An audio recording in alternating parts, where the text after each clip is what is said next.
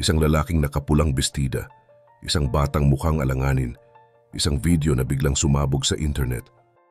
Akala ng lahat, isa lang itong panibagong viral clip. Pero sa likod ng footage na yan, may mas madilim na katotohanan.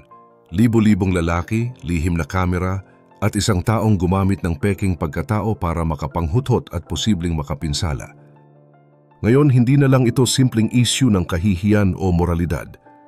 Isa na itong tanong ng kaligtasan, privacy, at kalusugan ng publiko.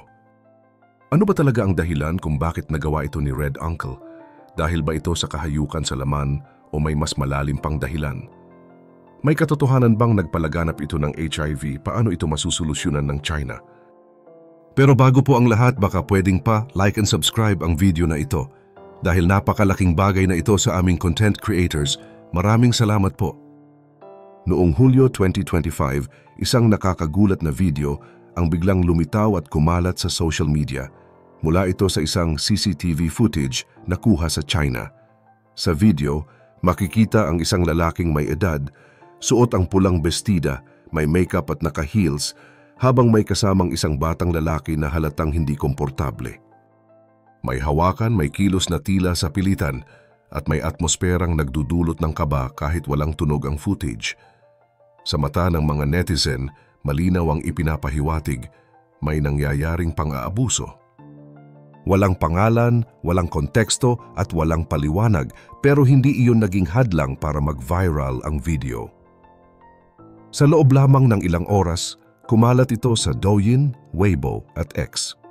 Maging sa Pilipinas, halos kasabay nitong sumabog ang mga reaction videos, blind item-style TikTok stories at YouTube analyses mula sa mga local creators. Hindi nagtagal, nakilala na siya online bilang Red Uncle batay sa kanyang pulang kasuotan at kakaibang presensya sa video. Pero ang tunay na dahilan ng pagsabog ng iskandalong ito ay nagsimula sa isang mas pribado, mas personal na pangyayari. Bago pa man napansin ng buong mundo ang footage, isang lalaki ang nakaramdam ng matinding hiya at pang-aabuso nang makita niya ang sarili sa isang intimate video na hindi niya alam na nai-record. Aksidente niya itong nakita sa isang private group chat na pinagsasaluhan ng iilang kasapi. Sa video, siya mismo ang nasa eksena. Kasamang nakikipagtalik ang lalaking kilala ngayon bilang Red Uncle. Wala siyang ideya na may kamera, wala siyang pahintulot, wala siyang alam, kaya't agad siyang tumungo sa pulisya at isinampa ang reklamo at ito ang naging mitya ng buong investigasyon. Mula sa simpleng viral video, naging criminal case ang lahat. Sa tulong ng mga digital forensic investigators ng Shandong Province, lumabas ang pangalan ng lalaking nasa likod ng kamera. Xu Jie, isang 22 anyos na lalaki na matagal nang aktibo sa social media at gumagamit ng iba't ibang online personas para makaengganyo ng mga lalaki. Isa sa mga pinaka-epektibo niyang pagkukunwari ay ang karakter niyang si Sister Hong, isang peking misis na ginagamit niya sa mga dating apps.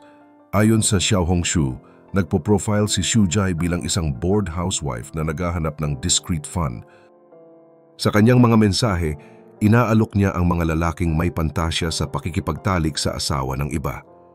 Walang bayad ang serbisyo, pero hinihingi niya ang mga simpleng regalo gaya ng mantika, gatas, prutas o maliit na kitchen appliances. Sa ganitong paraan, naipapasa niya ito bilang hindi komersyal na transaksyon. Ang mas disturbing, marami sa kanyang mga nakasama ay hindi mga professional escorts kundi ordinaryong tao, mga college students, gym staff, yuppies at maging ilang banyagang expats. Karamihan sa kanila ay straight, pero napapayag niya gamit ang kanyang female persona, pambobola at minsan pangakong benepisyo. Ngunit lingid sa kanilang kaalaman, halos lahat ng mga tagpong ito ay secretly ni-record. Mula sa bahay, sa motel hanggang sa mga tagong lugar, may mga nakatagong kamera si Xu Jie. Ayon sa mga autoridad, mahigit 35 na lalaki ang dokumentadong kasama sa kanyang mga video. Karamihan dito ay walang pahintulot na ma-record, lalo na't may halong sexual content. Sa pinanim ng batas ng China, hindi illegal ang homosexuality. Ngunit ang paggamit ng mga tao sa sexual content ng walang pahintulot Pati na ang pagkakalat ng sensitibong material online ay malinaw na may kaparusahan. Sa mga araw na sumunod, nagsimula ng sunod-sunod ang balita. Si Chuji ay inalisan ng access sa social media platforms.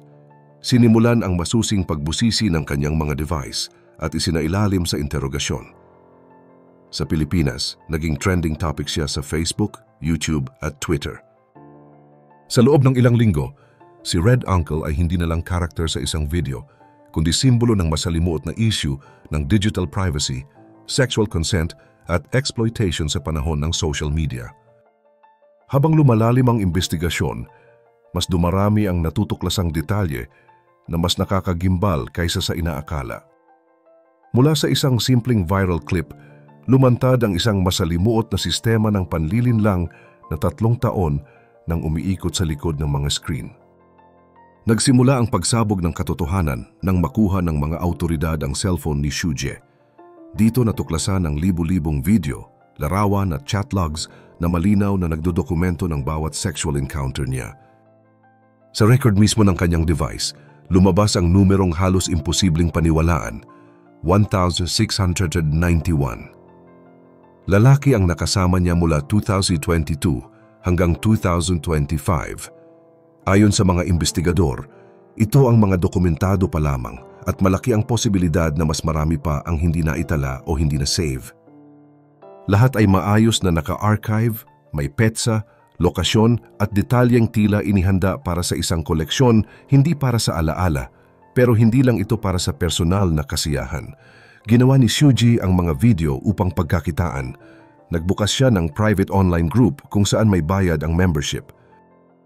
Kapalit ng 150 yuan, may access ang mga miyembro sa kanyang mga video. Ngunit sa internet, walang sikreto ang nananatiling lihim.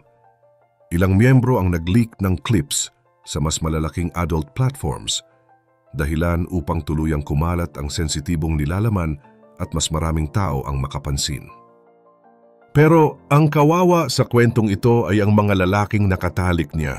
Ang mga biktima ay ordinaryong tao, mga estudyante, gym staff, yapis, dayuhan. Karamihan sa kanila ay walang kaalam-alam na sila ay kinukuhanan ng video sa mga sensitibong bahagi ng kanilang encounter. Noong Hulyo 6, 2025, tuluyan siyang naaresto. Tinanggalan ng access sa lahat ng platform, isinailalim sa investigasyon, at posibleng harapin ang mga kasong invasion of privacy, illegal distribution ng obscene material, at non-consensual video recording. Pero bago pa man siya humarap sa korte, pinatawan na siya ng social judgment. Kumalat online ang kanyang personal na impormasyon. Ang galit ng publiko ay matindi. Ang iba nanawagan ng hustisya, ang ilan ay nagbabala na kahit sa ganitong kaso, kailangan pa rin ang due process. Ngunit sa gitna ng lahat ng eskandalo, may isa pang mas mabigat at mas nakakakilabot na kwento ang lumulutang, at kung totoo ito, mas malalim at mas mapanganib ang ugat ng lahat. Ayon sa ilang source at kumakalat na anonymous discussions online, si Chuji ay umano'y HIV positive. Matagal na raw niya itong alam, ngunit ang mas nakakagulat ay hindi niya raw kailanman nalaman kung sino ang nag-infect sa kanya. Ayon sa ilang teorya, dito nagsimulang mabuo ang kanyang galit, isang galit na hindi lang nakatuon sa isang tao, kundi sa ideya ng pagiging biktima.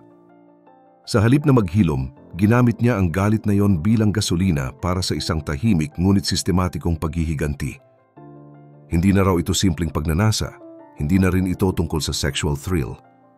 Lumalabas na ang bawat pakikipagtagpo, bawat recording, at bawat pang-aakit sa mga kalalakihan ay maaring bahagi ng isang twisted na misyon, isang anyo ng pagpaparusa. Ayon sa mga diskusyon, pinipili raw ni Chuji ang kanyang mga target, mga lalaking hindi naghihinala, mga straight na curious, mga walang alam sa kanyang kondisyon.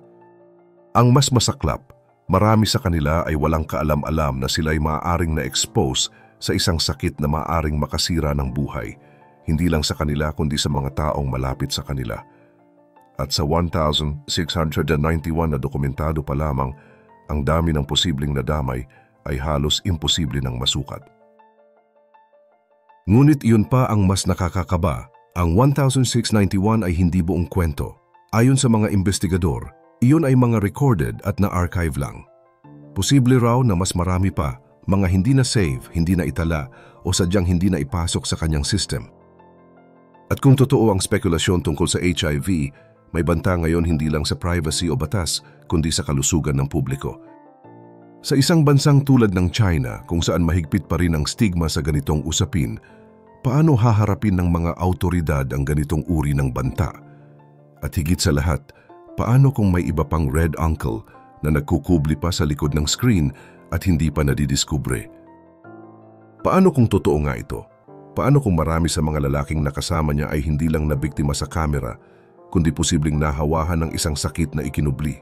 Paano kung marami sa kanila ay may kani-kaniyang asawa, partner o pamilya na ngayon ay nasa panganib?